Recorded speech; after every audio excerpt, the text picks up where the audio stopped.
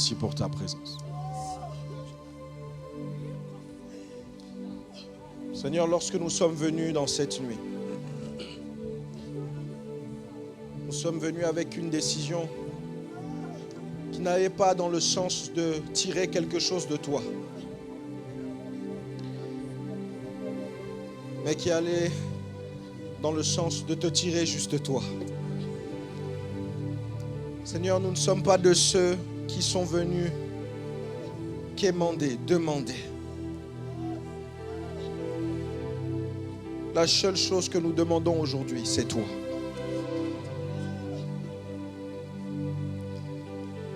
Oh Dieu, qu'il te plaise de montrer un visage que tu nous as encore jamais montré. Qu'il te plaise de manifester une gloire que tu n'as jamais manifestée. Qu'il te plaise de toucher comme tu n'as jamais touché.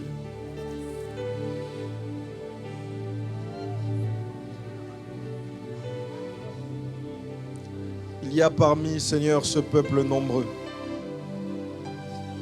plusieurs qui se posent beaucoup de questions.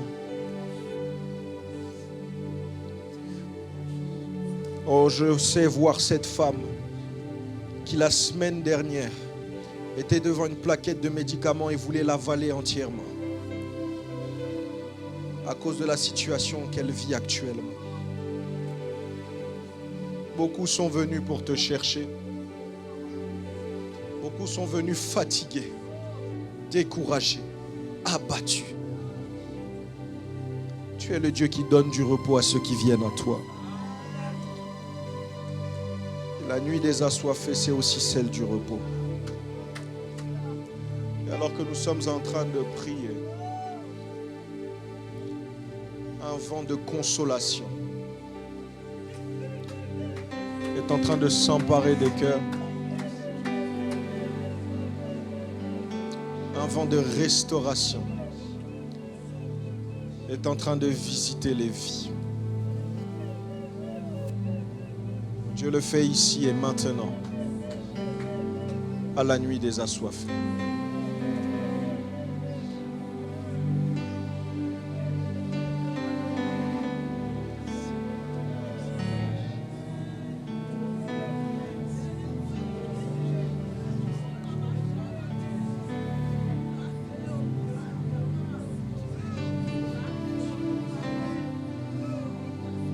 Saint-Esprit, prends le contrôle de toutes choses. Tu m'as donné un message à dimension prophétique. Et je prie, Seigneur, afin que toutes les pensées, que tous les esprits, que toutes les attentions soient captés, captifs à ton obéissance. Tous ensemble, nous sommes rassemblés autour de ta voix et nous voulons t'écouter. Que ce message nous révolutionne, qu'il nous transforme, qu'il provoque des réactions spontanées, qu'il nous donne de prendre des décisions, qu'il nous repositionne et qu'il nous emmène de voir ta gloire. Dans le nom de Jésus.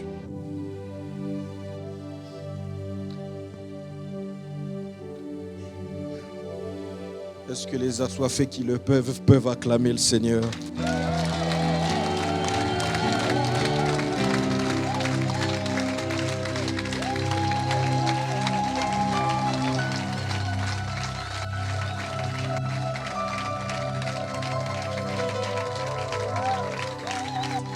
Est-ce que les assoiffés qui le peuvent acclamer pour le roi des rois?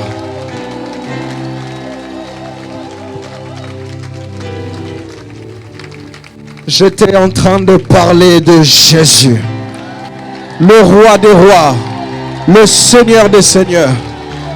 Et même dans ton acclamation, ta soif doit être entendue, ta soif doit être vue. Dieu du haut de son trône doit se demander, mais qu'est-ce qui est en train de se passer sur la terre? Je dois prendre une armée, je dois prendre des anges avec moi Et je dois me diriger. Oh, où est ta soif? Où est ta soif? Acclame très fort Jésus.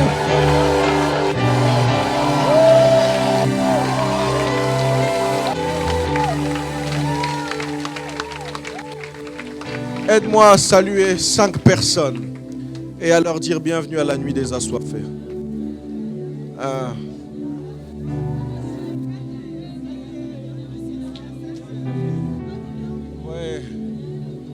5 personnes, dis-leur bienvenue à la nuit des assoiffés.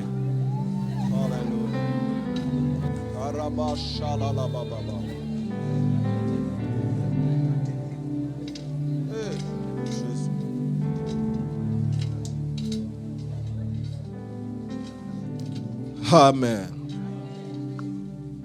Que ceux qui peuvent s'asseoir le fassent.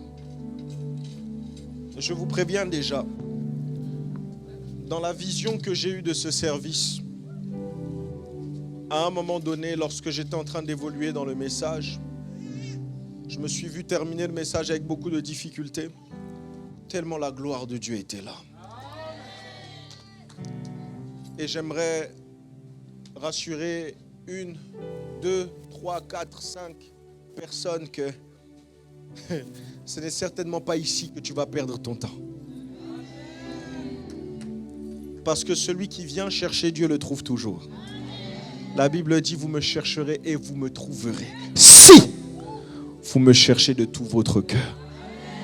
Je veux voir les mains de tous ceux et celles qui sont venus chercher Dieu de tout leur cœur. Où est ta main? Où est ta main? Où est ta main? Gloire à Jésus. Vous pouvez vous asseoir. Quel immense honneur le Seigneur me fait. Encourage-moi. Dis, pasteur, courage. Parce que j'ai juste envie de déposer le micro, de prier. J'ai juste envie de faire ça, mais redis encore courage. Ça m'a fait du bien quand tu l'as dit. Gloire soit rendue à Dieu.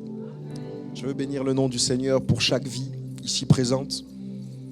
Toutes les personnes qui ont quitté leurs maisons, qui, malgré les quotidiens chargés de l'Occident, ont pris la peine de pouvoir mettre de côté leur confort personnel afin de pouvoir venir chercher Dieu. Que le Dieu que vous êtes venu chercher se laisse trouver par vous. Je veux bénir le nom du Seigneur pour la vie de mon frère que je vois ici, un ami, un serviteur de Dieu qui fait partie des responsables de l'église ICC dans le monde. Il est positionné en Suisse. Il m'a fait l'honneur d'être présent ici. Il n'est pas venu seul. J'aimerais qu'on puisse acclamer le Seigneur pour mon frère et ma sœur qui viennent nous visiter. Vous pouvez vous lever, qu'on puisse acclamer. Les serviteurs de Dieu, merci pour votre présence. Gloire au Seigneur.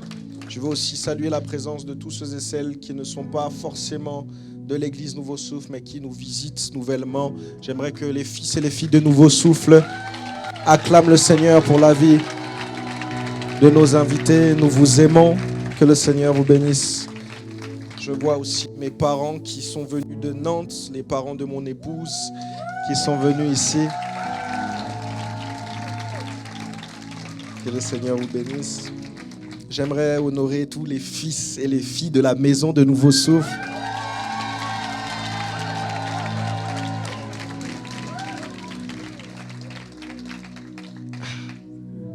Je vais vous dire une chose avant de rentrer dans mon message. Vous voyez, ce qu'on est en train de vivre ici, ça doit être notre quotidien. Ça ne doit pas s'arrêter là. Et tous nos cultes doivent ressembler à ça. Tu ne m'as pas dit amen. Gloire à Jésus. Et je veux que nous puissions, parce qu'on dit le meilleur pour la fin, acclamer très fort le Seigneur pour la présence de son esprit.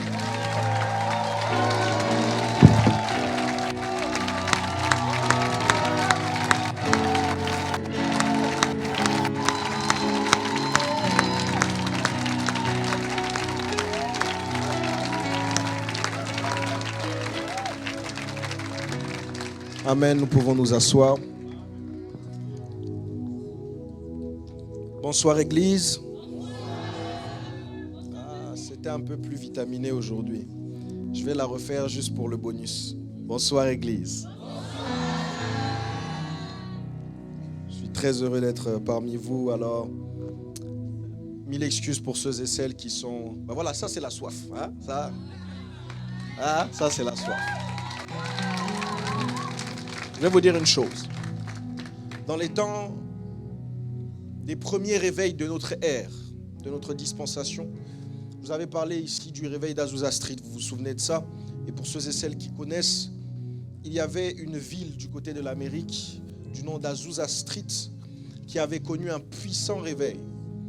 Des hommes et des femmes, des frères et sœurs se rassemblaient, parfois même quotidiennement et très régulièrement, dans une pièce très étroite. Il rentrait à 300, 400. D'autres personnes étaient les unes sur les autres, d'autres à l'extérieur, juste pour entendre ce qui se passe à l'intérieur. Tout ça, c'était la soif. Les amis, quand vous avez soif, vous ne regardez même plus au confort. Quand vous n'avez soif, vous ne regardez même plus aux circonstances qui vous entourent.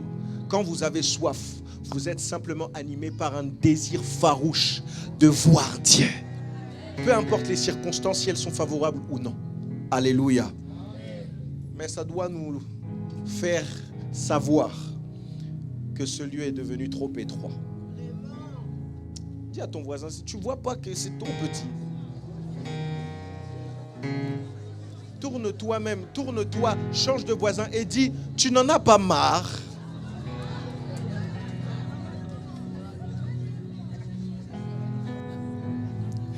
Il est grandement temps de donner une place plus grande à Dieu.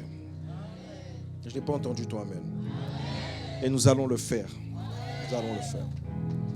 Alors, je vous rassure, vous qui êtes assis ici et ceux qui sont là-bas, vous n'allez certainement pas vous ennuyer. Parce que le Seigneur est là. Alors, le Seigneur a mis un message dans mon cœur qui a pour thème la soif de Dieu. Aide-moi à dire à ton voisin de gauche la soif de Dieu. À celui de droite, la soif de Dieu. Celui de devant, dis-lui. Celui de derrière. Maintenant que toute l'église regarde ceux qui boudent. Et dites-leur la soif de...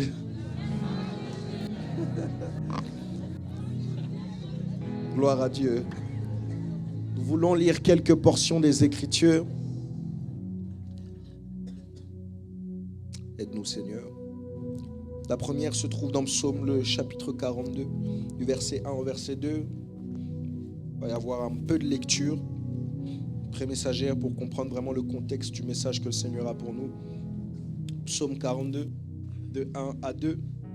Vous qui notez, je donne d'abord les références, ensuite je lirai de manière graduelle. Psaume 42, de 1 à 2. Ensuite, Psaume 51, de 10 à 11. Psaume 51, de 10 à 11. Ensuite, nous irons dans le livre Évangile de Jésus selon Jean, chapitre 4, du verset 3 au verset 24. Jean 4, 3 à 24. Ensuite,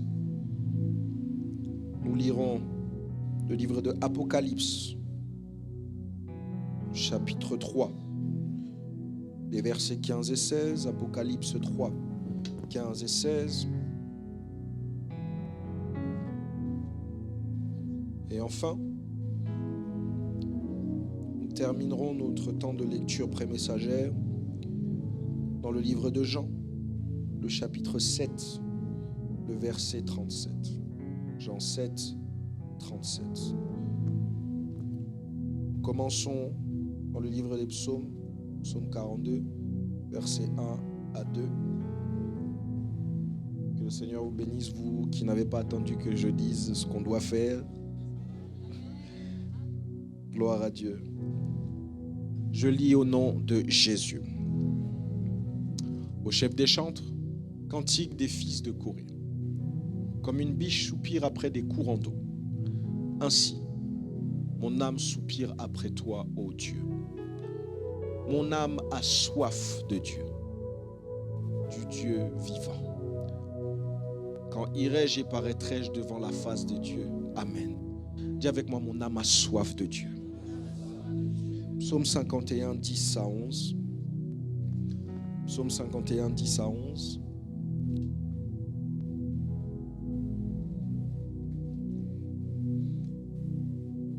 La Bible dit ceci: ô Dieu, crée en moi un cœur pur. C'est David qui parle. Renouvelle en moi un esprit bien disposé. Regardez ici, retenez bien. Ne me rejette pas loin de ta face. Ne me retire pas ton Esprit Saint. Amen. Jean 4, à partir du verset 3.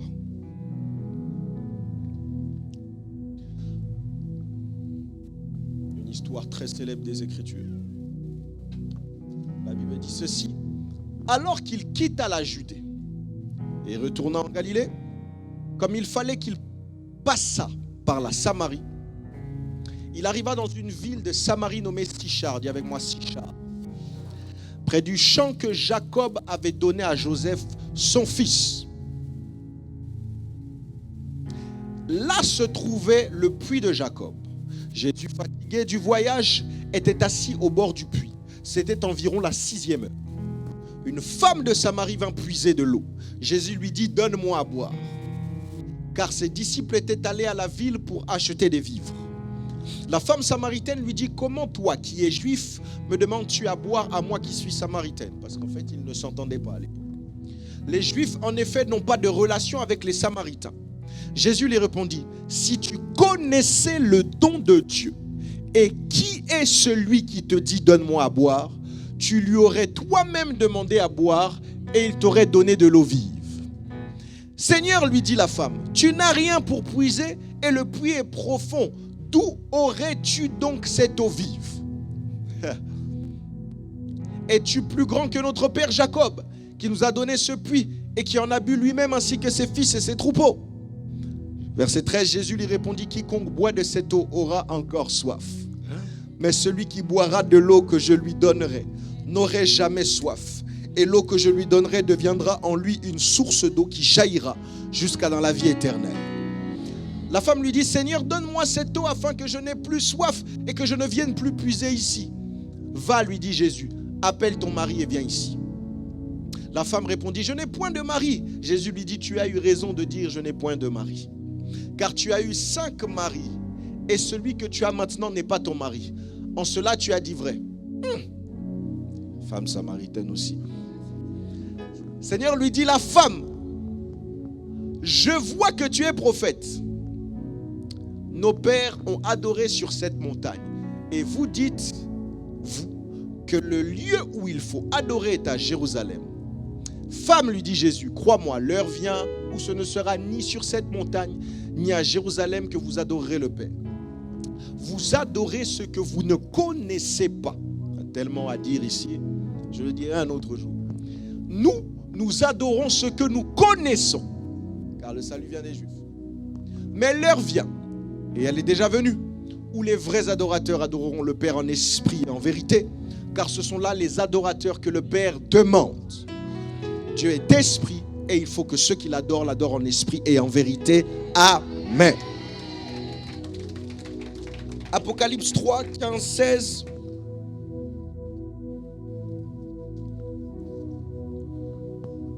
Je connais tes œuvres. Je sais que tu n'es ni froid ni bouillant. Dis avec moi, ni froid ni bouillant. Puisses-tu être froid ou bouillant? Ainsi, parce que tu es tiède et que tu n'es ni froid ni bouillant, je te vomirai de ma bouche. Retiens bien tous ces passages. Jean 7, 37. Jean 7, 37 pour terminer. Jean 7, 37. Le dernier jour, le grand jour de la fête, Jésus se tenant debout s'écria: si quelqu'un a soif, qu'il vienne à moi et qu'il boive. Seigneur, ta parole est bonne, nous la recevons pleine de grâce au nom de Jésus. Amen. Vous pouvez vous asseoir. Frères bien-aimés, dans le passage que nous avons lu dans Jean le chapitre 4, le verset 23, La Bible dit une chose, un verset que nous connaissons tous et qui est imprimé dans nos esprits à tous. La Bible dit que Dieu recherche ou Dieu demande des adorateurs. Dieu est en quête d'adorateurs. Il recherche des adorateurs. Et il y a plusieurs passages bibliques dans les Écritures qui nous parlent de l'adoration. Mais il y a principalement deux passages qui certainement font partie des plus populaires des Écritures en ce qui concerne l'adoration.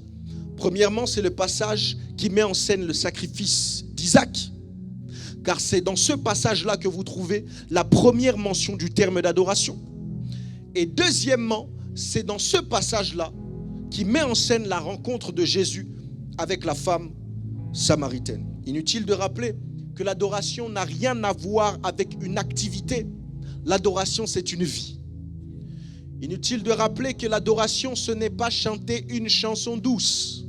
L'adoration, c'est se disposer à être celui que Dieu a voulu que tu sois depuis toujours. En fait, il est inutile de rappeler que l'adoration, ce n'est pas d'abord faire quelque chose, mais c'est d'abord être puis faire. Quand je suis adorateur, je ne fais pas pour être, mais parce que je suis, je fais. Alléluia. Et on rentrera dans ces notions profondes lorsqu'on parlera de l'adoration d'une manière un peu plus profonde. Mais j'aimerais ce soir, à la nuit des assoiffés, te révolutionner et provoquer quelque chose dans ton esprit qui va t'emmener à comprendre qu'il existe une dimension de l'adoration que j'ai appelée la dimension de la soif. Dis avec moi la dimension de la soif. Écoute, quand on parle de la soif, on parle d'un désir. On parle premièrement d'un désir passionné. Dis avec moi désir passionné. Et de l'autre côté, on parle d'une attraction incontrôlée. Dis avec moi incontrôlée. Avant même de rentrer dans mon message, je veux lever ma main droite et déclarer sur la vie d'une personne qui fait de cette parole la sienne, qu'à la sortie de cette réunion, qu'après cette veillée, tu auras un désir passionné de Dieu. Et tu vivras environné d'une attraction incontrôlée en ce qui concerne les choses de Dieu. Je déclare sur ta vie que tu ne seras jamais rassasié de Dieu, que tu vas désirer Dieu, un désir passionné. Tu vas désirer Dieu plus que toute autre chose. Tu m'as dit amen, ça te concerne. Tu m'as dit amen, c'est de toi que je parle. La rencontre entre Jésus et la femme samaritaine se fait à Sichar. Dis avec moi Sichar. Sichar était une ville qui se trouvait à côté du puits de Jacob. Il y a deux choses que je vais apprendre lorsque je vais me renseigner sur Sichar et qui vont fortement frapper mon esprit. La première, c'est que lorsqu'on parle de Sichar, on parle d'un endroit là où l'eau ne manque pas. Lorsqu'on parle de Sichar, on nous informe sur le fait qu'il y avait à Sichar beaucoup d'eau. La deuxième des choses que j'apprends en ce qui concerne Sichar, qui va frapper mon esprit, c'est que lorsque vous traduisez Sichar en français, vous obtenez ivresse. Dis avec moi ivresse. Dis-le mieux que cela, ivresse. Dis-le plus fort encore, ivresse. Et la conversation entre Jésus et la femme samaritaine commence par une demande que Jésus lui adresse. Il va lui dire quoi? Donne-moi à boire.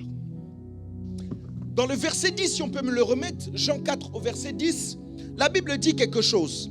Jésus parle, il lui dit, si tu connaissais le don de Dieu, version semeur, si tu savais quel don Dieu veut te faire, et qui est celui qui te dit, donne-moi à boire, tu lui aurais toi-même demandé à boire et il t'aurait donné de l'eau vive.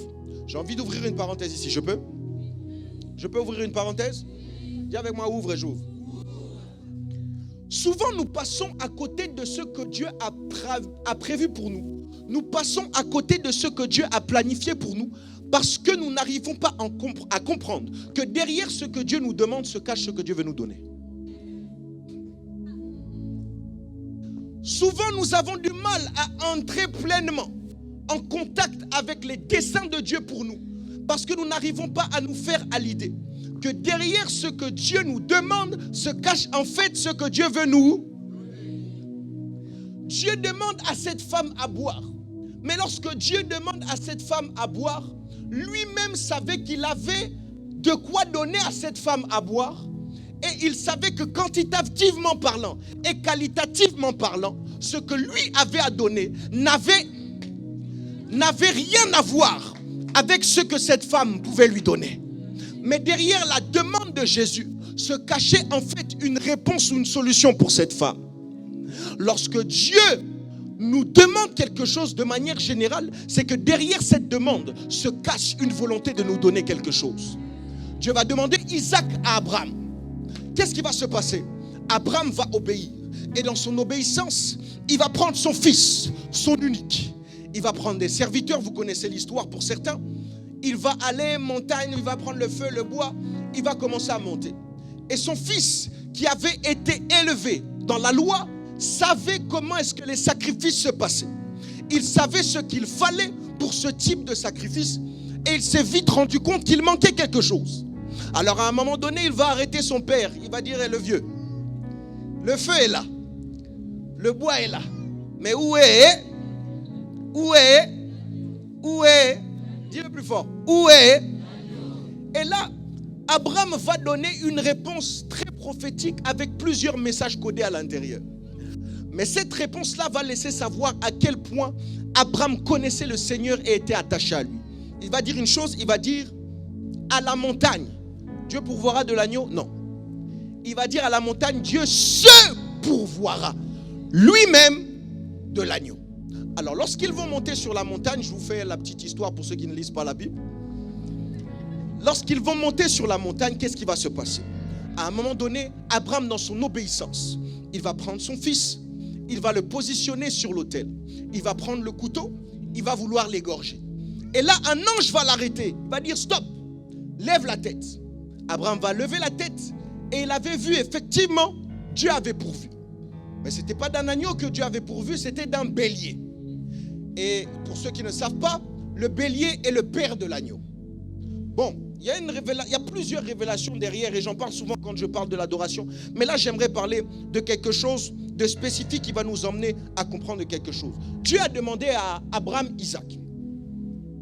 Mais vous allez voir que Dieu, lorsque Abraham était prêt à donner Isaac, Dieu le Père ne pouvait pas laisser le Père, le bélier, Abraham, donner l'agneau, le fils Isaac, avant que lui-même donne l'agneau de Dieu, Jésus le Fils. Alors qu'est-ce qui va se passer? En ayant identifié la soif et l'attachement qu'Abraham avait vis-à-vis de lui, le Père, Dieu, le bélier, va précéder l'agneau de Dieu et va remplacer l'agneau d'Abraham. Je suis en train de dire à quelqu'un que lorsque Dieu demande le bon, c'est pour donner le meilleur. Lorsque Dieu demande l'agneau, c'est pour donner le bélier. Non, je n'aime pas comment tu dis amen. Je dis lorsque Dieu demande le bon, c'est pour donner le meilleur. Lorsque Dieu te demande ton temps limité, c'est pour t'introduire dans son éternité illimitée. Lorsque Dieu te demande ces petites heures de méditation, c'est pour qu'en retour sa parole s'inscrive dans ton cœur. Lorsque Dieu te demande ta petite présence, c'est pour que lui en retour t'impacte par sa grande présence. Lorsque Dieu demande le meilleur de toi, c'est pour qu'en retour il te donne le meilleur de lui-même. Je n'ai pas entendu ton amen. Lorsque Dieu demande le bon, c'est pour donner le meilleur.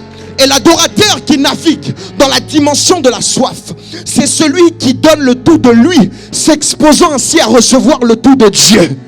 L'adorateur qui navigue dans la dimension de la soif, c'est celui qui sait étancher la soif de Dieu en passant des temps d'intimité avec lui. Une intimité non fractionnée, une intimité non limitée par le temps, une intimité non ponctuelle mais continuelle, une intimité non circonstancielle mais éternelle, une intimité qui n'est pas fractionnée par le chronos mais une intimité qui s'inscrit dans le kairos, une intimité qui s'inscrit dans l'éternité, dans le olam. Je prie dans le nom de Jésus-Christ que ton intimité à toi assoiffée ne soit pas circonstancielle mais qu'elle soit éternelle. Je dis qu'à partir d'aujourd'hui, que tes temps d'intimité soient continuels, sans interruption. Je déclare, décrète et prophétise qu'à partir d'aujourd'hui, ton intimité prend un nouveau niveau. Tu découvres Dieu comme tu ne l'as jamais connu. Tu rencontres Dieu comme tu ne l'as jamais rencontré. Tu entends sa voix comme tu ne l'as jamais entendu. Tu sais recevoir de lui ce que tu n'as jamais encore reçu par ta soif au nom de...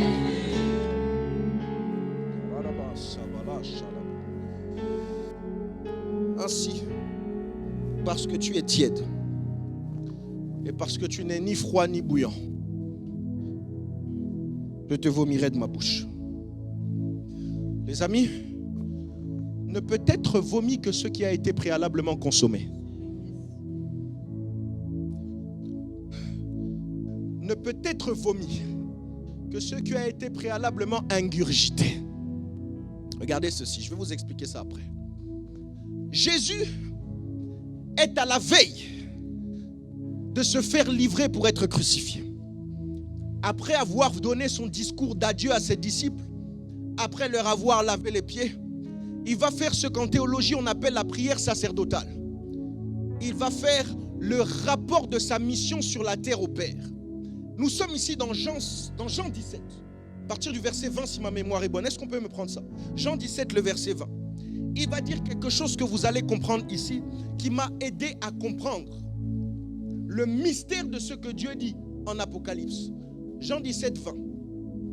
Jésus dit, ce n'est pas pour eux seulement que je prie, mais encore pour ceux qui croiront en moi par leur parole, afin que tous soient un comme toi, Père, tu es en moi, et comme je suis en toi, afin qu'eux aussi soient en nous, pour que le monde croie que tu m'as envoyé. Je me souviens aussi de ce passage biblique, là où Christ lui-même parle et il dit, il vous est avantageux pour vous que je fasse quoi? Que je m'en aille. Pourquoi? Parce que la présence terrestre de Jésus caractérisait le fait que Dieu était avec les hommes. Et Dieu ne voulait plus d'une relation comme ça. On a pris le temps de le voir lorsqu'on parlait de la série sur le Saint-Esprit. Dieu ne se voulait plus avec les hommes, il se voulait dans les hommes. Il voulait une dimension un peu plus élevée d'intimité et de relation avec les hommes. Alléluia. Tu me suis jusqu'ici? Tu me suis jusqu'ici? Il dit que tous soient un, comme toi, Père, tu es en moi, comme moi je suis en toi, afin qu'eux aussi soient un en nous, pour que le monde croie que tu m'as envoyé. Bien-aimé, Dieu ne veut pas que tu te contentes à venir à lui. Il veut que tu sois en lui. Dieu ne veut pas que tu te contentes à venir à lui. Il veut que tu sois... Je vais le répéter parce que ça doit rentrer dans ton crâne. Dieu ne veut pas que tu te contentes de venir à lui. Il veut que tu sois... Il y a un niveau où on vient à Dieu. Un niveau où on vient à Dieu. Et puis il y a un autre niveau où après être venu à Dieu, par l'intimité, on se retrouve en Dieu. Et ce qui va faire que après avoir été près de Dieu, ce qui va faire que après être venu à Dieu, tu te retrouves en Dieu, l'élément qui va caractériser le fait qu'après être venu à Dieu, tu te retrouves en Dieu, c'est ta température.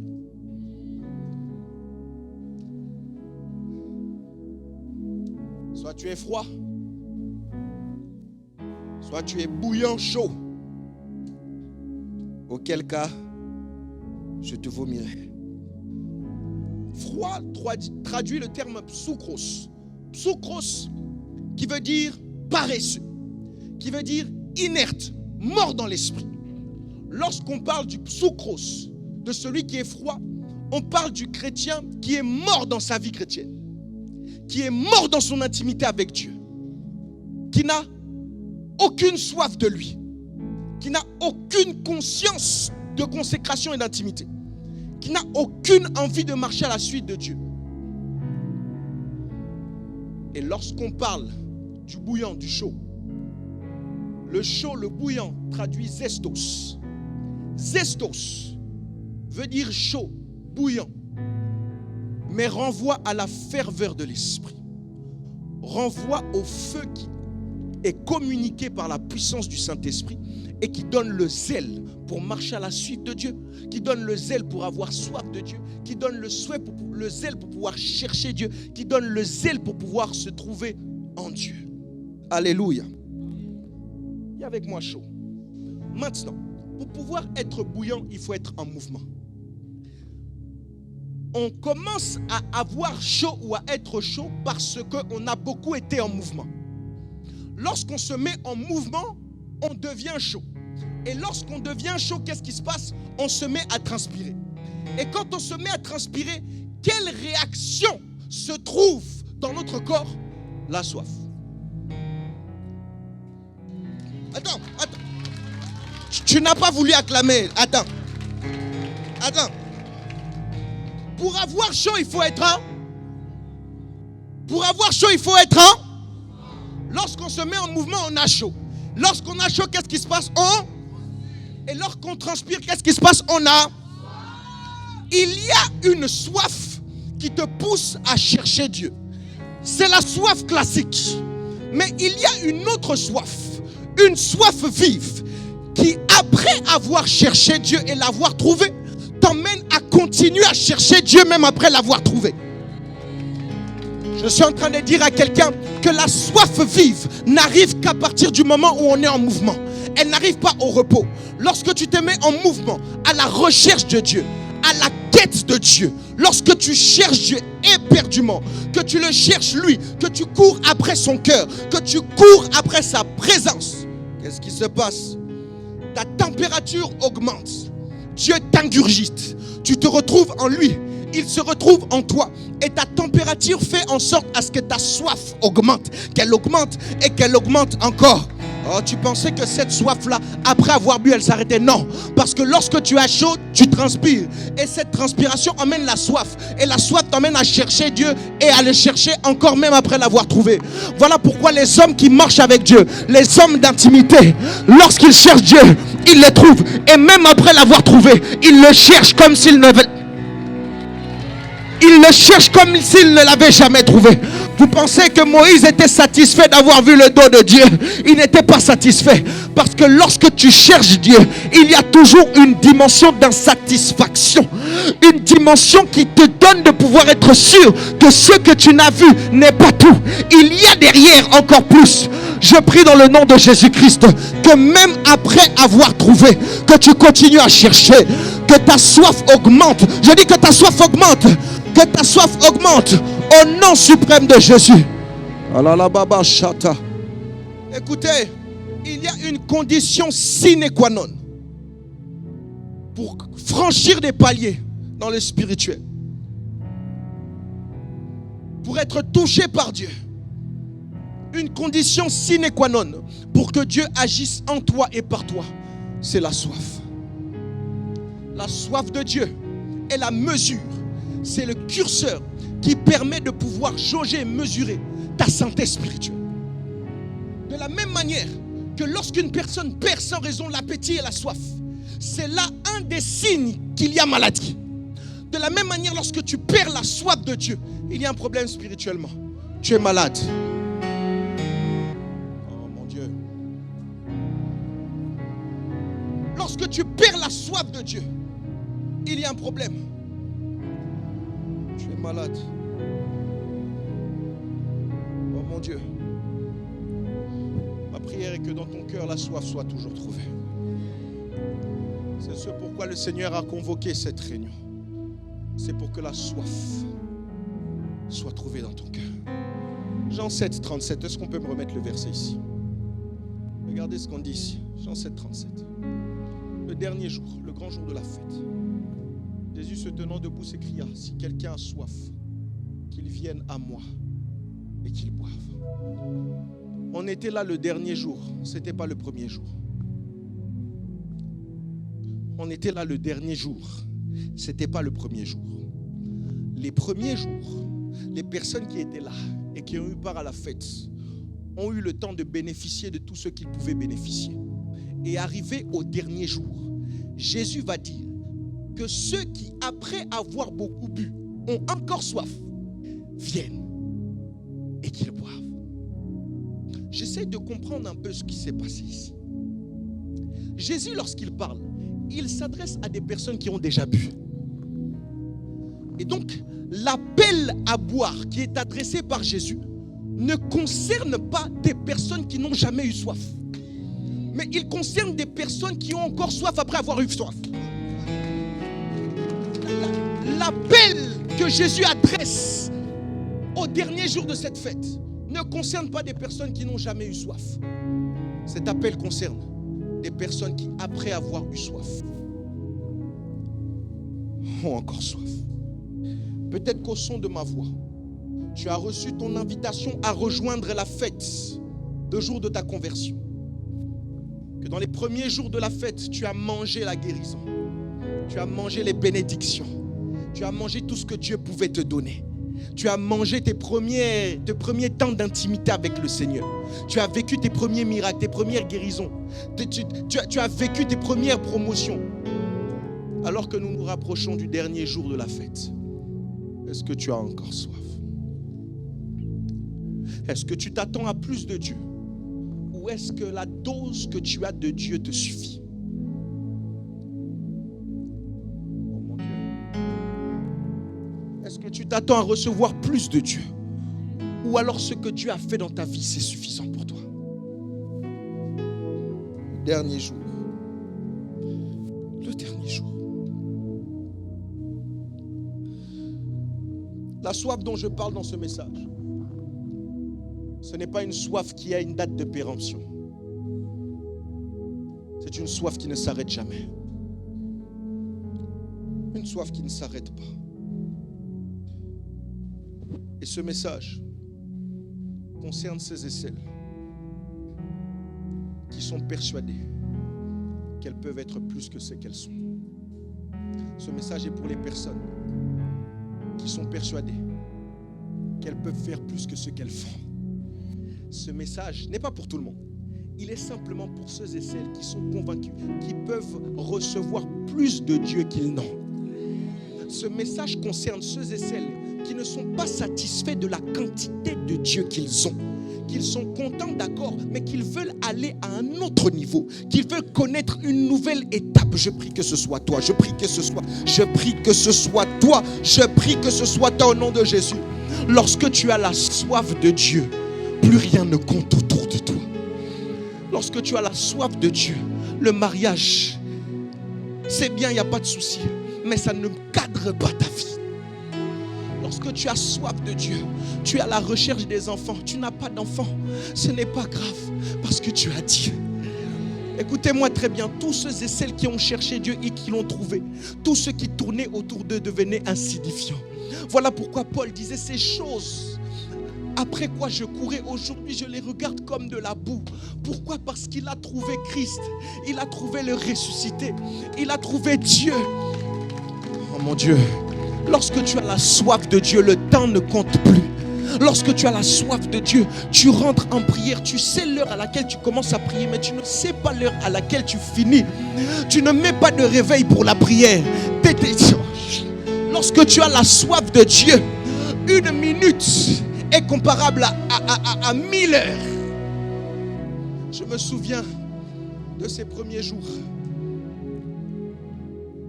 Ces jours qui succédaient à ma rencontre avec le Seigneur.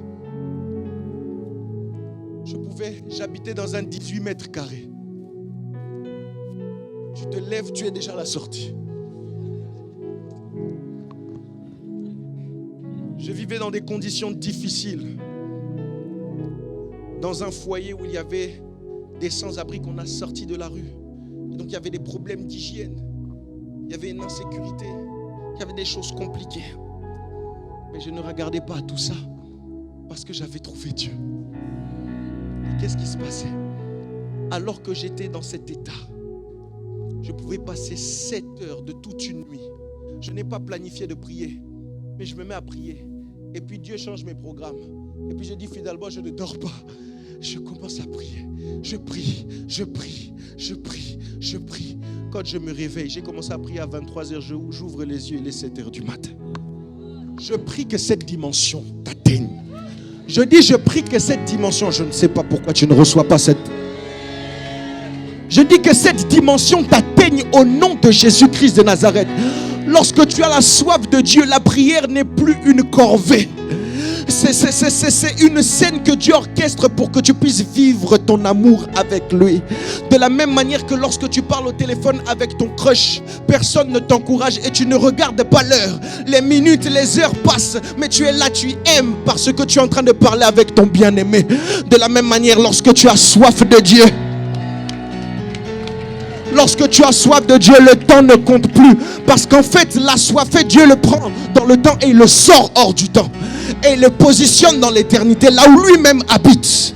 Et c'est pour ça que tout ce qui est autour de toi ne compte plus. Tu peux regarder autour de toi, plus rien ne va. Ton corps est en train d'être rongé par une maladie. Peut-être qu'autour de toi, tu es endetté au carré. Mais pas grave. Tu mets tes genoux à terre et tu loues Dieu. Tu adores Dieu. Parce que tu sais que Dieu est Dieu. Non pas parce qu'il te sort de cette situation. Dieu est Dieu parce qu'il est Dieu, c'est tout. Et tu sais que tu as cherché son cœur et tu l'as trouvé. Et tu as l'impression ok, j'ai trouvé Dieu. Je ne sais même plus ce que je fais sur cette terre. J'ai juste envie de le rejoindre au ciel. Ceux et celles qui ont soif de Dieu, ce sont ceux et celles pour qui les choses de la terre ne comptent plus. Ce sont ceux et celles pour qui les péchés mignons qui ont raison de leur génération ne les intéressent plus. Ce sont ceux et celles qui soupirent après Dieu. Lorsque tu as la soif de Dieu, la présence de Dieu devient ton ordinaire. Je suis en train de dire à quelqu'un dans le premier déversement de l'Esprit, lorsque nous étions au jour de la Pentecôte, avant que l'Esprit tombe, la Bible dit qu'il se trouvait là comme il se trouvait d'ordinaire. Écoutez-moi très bien, le déferlement de l'Esprit n'était pas hasardeux. Le déferlement de l'Esprit est tombé, la puissance de Dieu est tombée de manière extraordinaire sur les personnes qui avaient pour la présence de Dieu pour ordinaire. Lorsque la présence de Dieu devient ton lieu d'habitation ordinaire, c'est à ce moment-là que la puissance de Dieu peut te localiser. Lorsque tu as la soif de Dieu, tu ne cours pas à Dieu, après l'argent. Tu ne cours pas après Dieu pour les enfants. Tu ne cours pas après Dieu pour le mariage. Tu ne cours pas après Dieu pour le succès. Tu ne cours pas après Dieu pour le travail. Tu ne cours pas après Dieu pour une plus grosse voiture. Tu ne cours pas après Dieu pour le logement. Tu cours après Dieu pour Dieu. En fait, la vérité c'est qu'en Dieu se cache tout ce dont tu as besoin. Parce que Dieu dit recherchez premièrement le royaume des cieux et sa justice, et tout le reste vous sera donné par-dessus tout. Il y a un autre passage qui dit vous avez tout pleinement en lui. En Dieu se trouve tout ce dont tu as besoin. Mais Dieu n'est pas dupe. Ne cherche pas Dieu. Ne dis pas je cherche ton cœur, parce que tu sais qu'en cherchant son cœur, tu peux avoir sa main. Dieu ne peut pas se laisser tromper. Cherche Dieu. Et en cherchant Dieu, tu auras ce que tu cherches. Mais cherche Dieu vraiment de tout ton cœur. Lorsque la soif de Dieu arrive, elle ne peut pas nous laisser sur nos chaises alors que le dimanche arrive, l'heure du culte arrive et moi je suis sur ma chaise à la maison dans mon canapé en train de scroller. Il y a quelque chose en moi qui me dévore et qui me dit lève-toi et va dans la maison de l'Éternel. Pourquoi? Parce que ceux et celles qui ont la soif de Dieu ont le souci du réveil. Ils ont le souci que quelque chose se passe. Et parce que le feu de Dieu, la puissance de Dieu était tombée pour un but, pour le réveil. Quelque chose va être dit. Je crois que c'est dans Actes le chapitre 2 du verset le chapitre 2 le verset 1. Avant que l'Esprit descende, la Bible dit tous ensemble ils étaient en un même lieu. Écoutez-moi très bien. La recherche de Dieu pour une grande échelle ne se fait que tous ensemble en un même lieu. Tu ne peux pas courir après les intérêts de Dieu pour une grande échelle tout seul dans ton coin, dans ta chambre. Ce n'est pas possible. Si tu veux que le réveil arrive en France, si tu veux que ça arrive aussi par toi, tu dois te retrouver dans un lieu où d'autres bien-aimés prient pour la même chose que toi. Lorsque la soif de Dieu arrive, les intérêts de Dieu passent avant les tiens. Des fois, vous avez vos projets. Comme moi, j'avais pour projet depuis de nombreuses années d'acheter ma maison. Dieu va parler à moi et à mon épouse, va dire vous prenez cet argent, vous le mettez dans mon œuvre. Lorsque la soif de Dieu arrive, les projets de Dieu passent avant les tiens. Lorsque la soif de Dieu arrive, le regard des hommes n'importe pas. Les avis des hommes à votre sujet n'importent pas. Tout ce que vous voulez, c'est de trouver Dieu.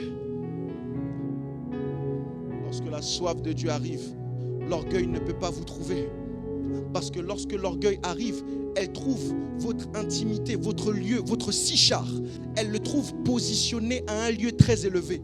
Et lorsque vous retrouvez votre lieu d'intimité, après que les hommes vous aient glorifié, vous êtes tellement élevé que vous regardez votre gloire comme insignifiante. Lorsque vous avez la soif de Dieu, plus rien ne compte plus que Dieu. Ma prière, c'est que Dieu vous arme de cette soif.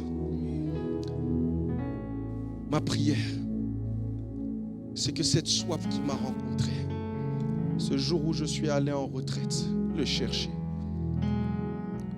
et que j'ai eu une vision participative où je me suis retrouvé devant le trône, et que j'ai vu une immense lumière aveuglante me déposer une couronne et me dire: tu n'as pas prié pour les miracles, pour les guérisons, mais parce que tu m'as cherché, voici, va, je serai avec toi. Quand je suis sorti de cette retraite, je n'étais personne, j'étais juste un musicien. On m'invitait pour partager mon témoignage, les malades étaient guéris. On m'invitait pour partager mon témoignage, les personnes qui étaient déconnectées de Dieu étaient reconnectées avec lui. On m'invitait pour chanter parfois, ça s'est transformé en des services d'impactation alors que je n'avais jamais fait ça. Lorsque la soif de Dieu, lorsque Dieu identifie la soif dans le cœur d'un homme, il sait le choisir pour l'utiliser. Je prie dans le nom de Jésus que Dieu identifie dans vos cœurs la soif et que vous soyez utilisables par lui. Quelle richesse la présence de Dieu. David a dit tout à l'heure: ne me retire pas de ta présence. Mais David, tu deviens fou. David était roi et prophète. Et il savait que tout prophète recevait que ponctuellement l'Esprit de Dieu, qui venait et qui se posait ponctuellement sur lui et qui s'en allait après qu'il ait terminé sa fonction sur la terre. Mais David avait atteint un tel niveau d'intimité avec Dieu que dans ce niveau d'intimité avec Dieu, dans sa dispensation, il a perçu la dispensation dans laquelle nous sommes aujourd'hui. La dispensation où l'esprit ne se pose pas. La dispensation où l'esprit habite. Et David était tellement assoiffé de Dieu qu'il a voulu entrer dans cette dispensation avant qu'elle soit inaugurée. Il va dire à Dieu: je suis prophète, d'accord, je sais que l'esprit vient me parler, mais moi, s'il te plaît, ne me retire pas ton esprit.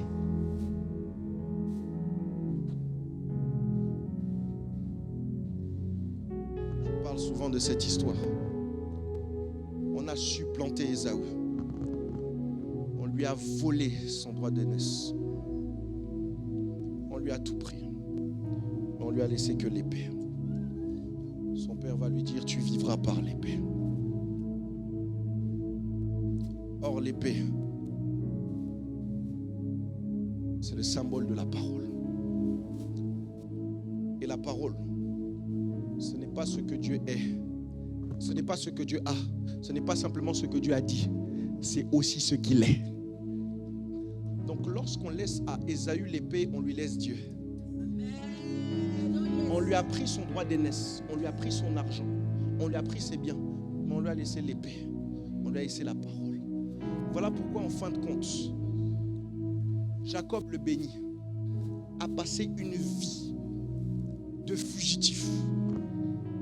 Il a couru, il s'est caché. À un moment donné, on lui a déboîté la hanche par Dieu.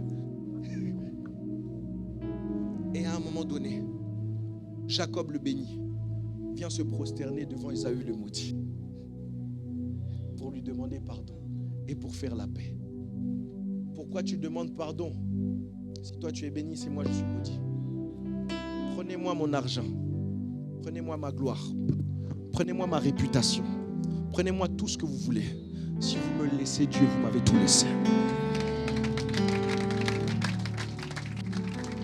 De la même manière que ce n'est pas l'argent qui fait d'un homme riche un riche.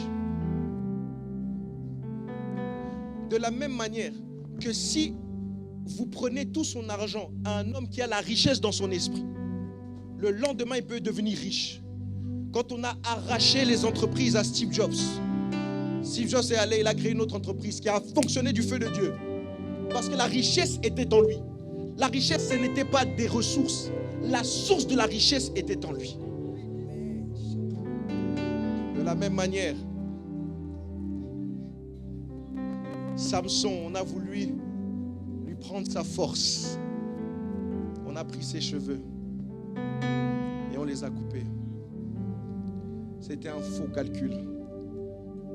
Parce que si vous coupez les cheveux vont repousser. Il fallait plutôt couper la tête.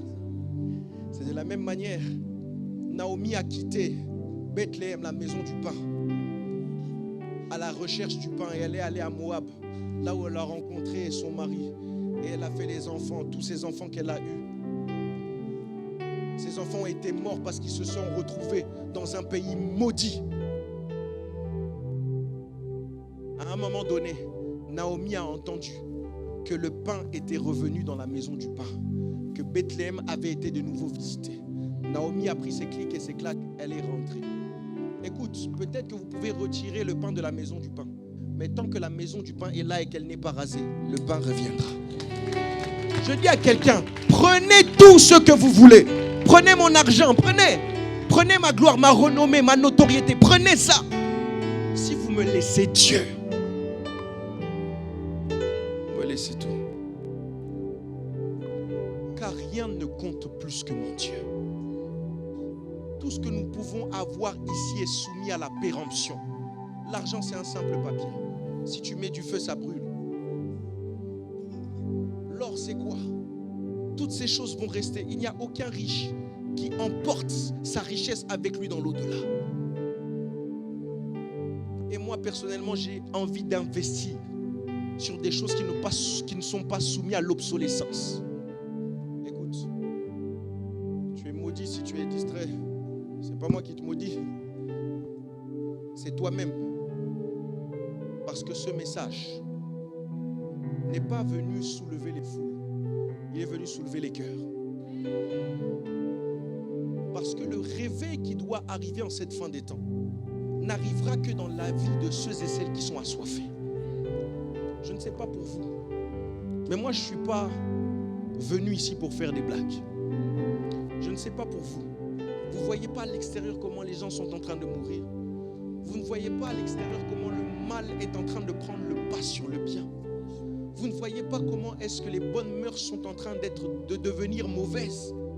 Vous ne voyez pas comment tous les signes sont assemblés. Le maître est à la porte. Jusqu'à quand est-ce que nous allons courir après des choses futiles? Jusqu'à quand est-ce que nous allons courir après des choses qui n'ont aucun impact sur nos vies? Et vous savez quoi? Le diable est tranquille parce qu'il sait qu'après ce message, vous allez sortir, vous allez recommencer votre quotidien et vous allez oublier tout ce qui a été dit et faire les mêmes choses. Parce que dans vos cœurs, il n'y a pas de place pour la soif. Mais je prie dans le nom de Jésus-Christ que ce ne soit pas votre cas.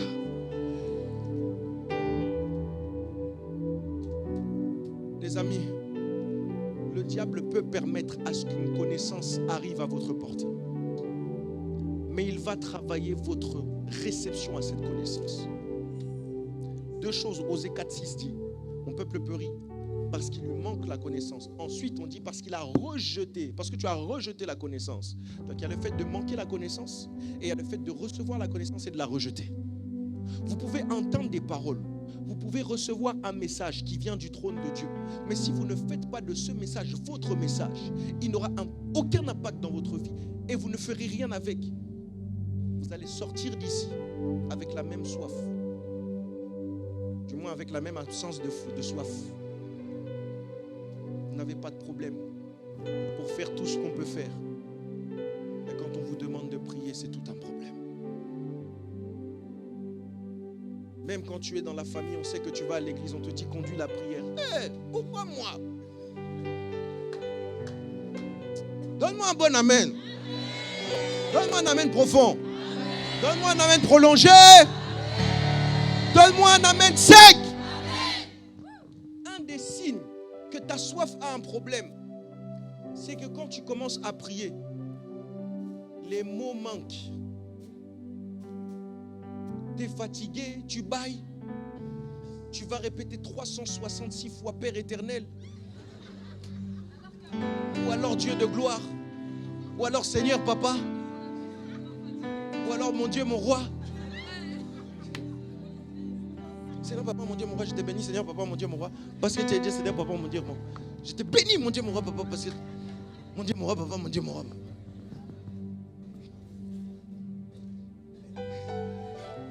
Mais celui qui a soif de Dieu,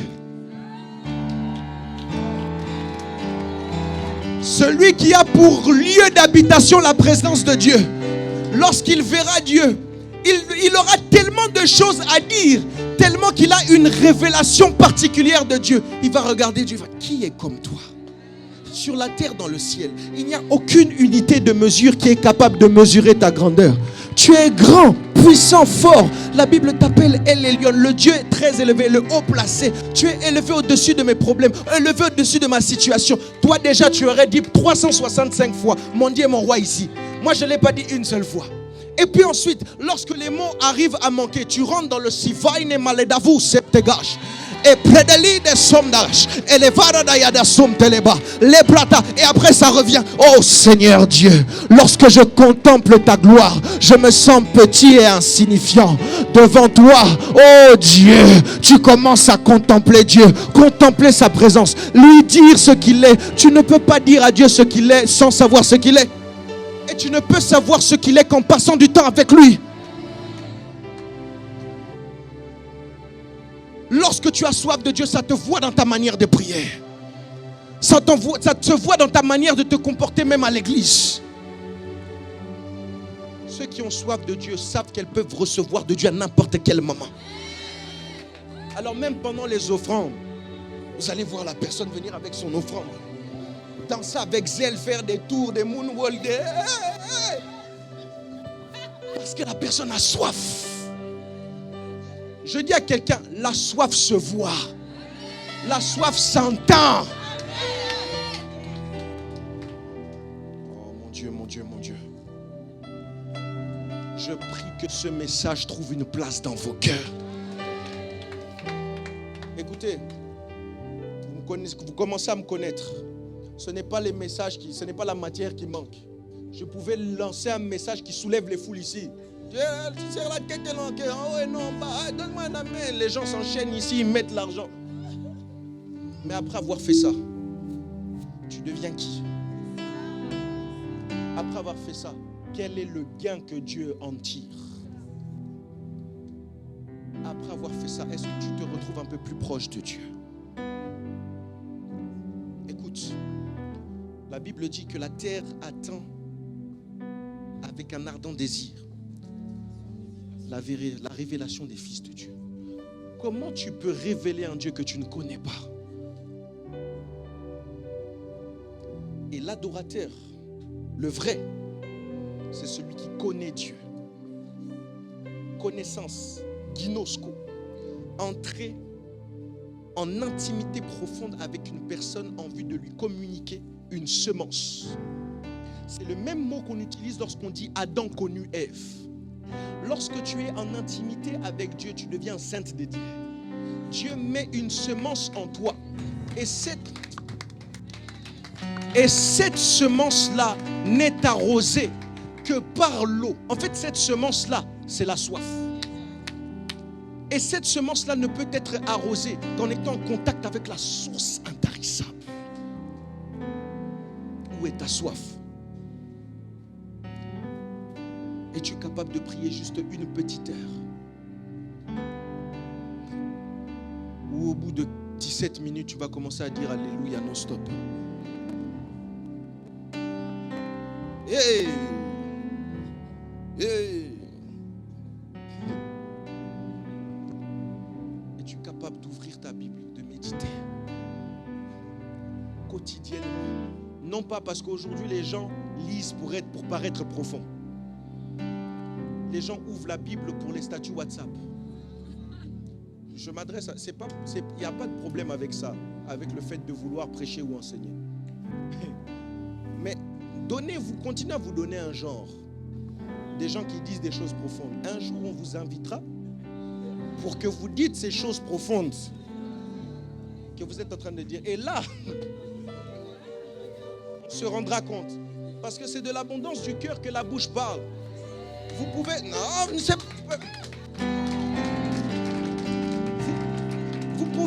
vous pouvez copier des messages. Ça, c'est copie. Vous pouvez aller suivre des messages et faire comme si c'était vous qui avez prêché. Ça se fait. Ça se fait. Même lorsque vous allez prier, c'est pour recevoir ou c'est pour être. Moi, lorsque je rentre dans la présence de Dieu, ce n'est pas pour avoir, c'est pour devenir. Je ne prie pas pour recevoir de Dieu, je prie pour devenir un peu plus comme Dieu. Je prie pour avoir plus de Dieu. Je sais que tout ce dont j'ai besoin se trouve en Dieu. Pas besoin de demander à Dieu la guérison. J'ai juste besoin de Dieu. J'ai juste besoin de lui. Et beaucoup se disent, mais Seigneur, où es-tu dans ma vie? Regarde cette maladie. Dieu se dit, où moi je suis dans la tienne?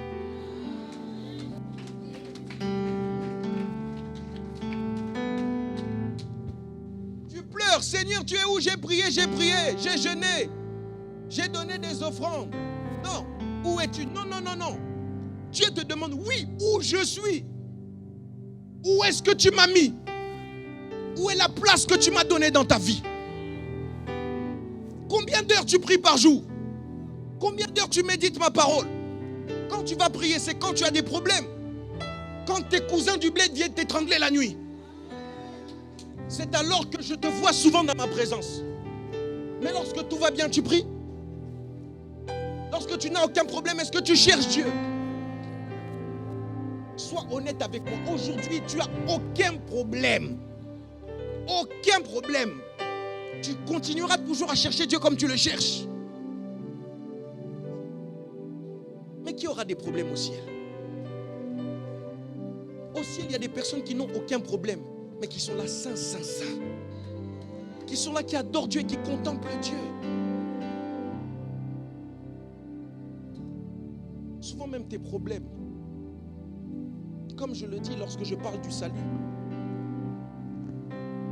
le fait que la lumière soit éteinte, ça ne veut pas dire qu'il n'y a pas de lumière. Il faut juste aller à l'interrupteur pour que la lumière s'allume. De la même manière, la souffrance, c'est juste l'absence de Dieu. C'est comme quelqu'un qui est mal coiffé et qui dit les coiffeurs n'existent pas. Il va au coiffeur. Et toi, tu commences à avoir le langage, Dieu n'existe pas. Dieu m'a abandonné. Je ferme la Bible. Ferme.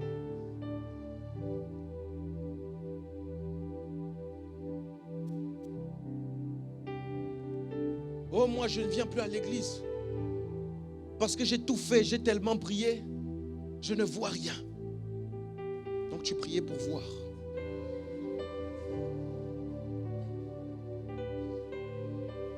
Si Dieu ne te donne pas ce que tu attends, est-ce que tu continueras à croire en lui?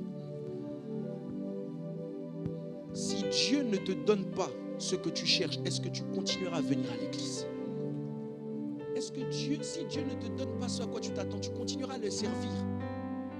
Tu continueras à courir après lui?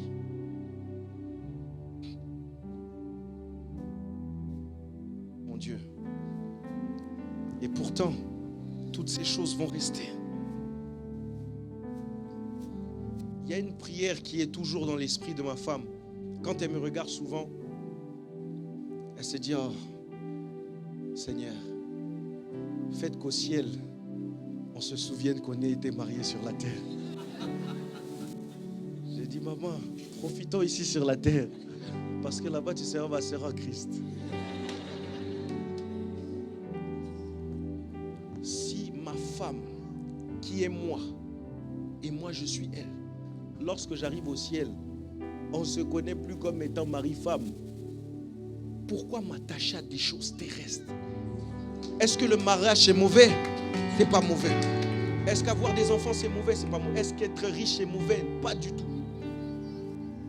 Mais lorsque toutes ces choses deviennent le curseur de ta relation avec Dieu, lorsque toutes ces choses déterminent ton attachement à Dieu, là il y a un problème.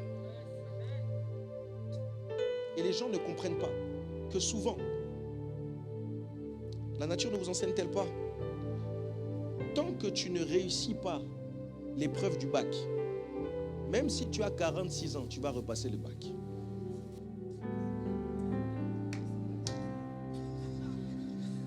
En d'autres termes, souvent vous durez dans vos épreuves parce que vous ne réussissez pas le test de Dieu derrière ces épreuves. Derrière chaque épreuve que Dieu permet, il y a un test. Soit vous réussissez, soit vous échouez. Lorsque vous échouez, vous reprenez à chaque fois. Comme je le dis, parfois Dieu utilise.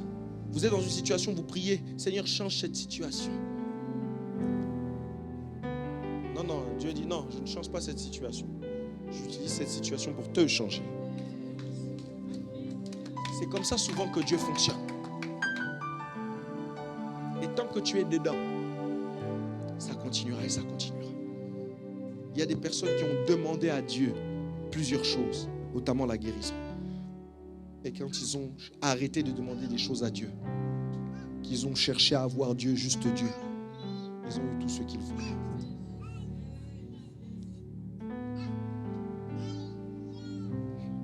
Je me souviens de Obed-Édom, et je parlerai de la présence de Dieu ici. Obed-Édom a vu sa maison être visitée juste parce qu'il a reçu dans sa maison l'arche, symbole de la présence de Dieu. Lorsque la présence de Dieu arrive, elle change tout. Les situations courbées se redressent. Les maladies disparaissent. La mort disparaît.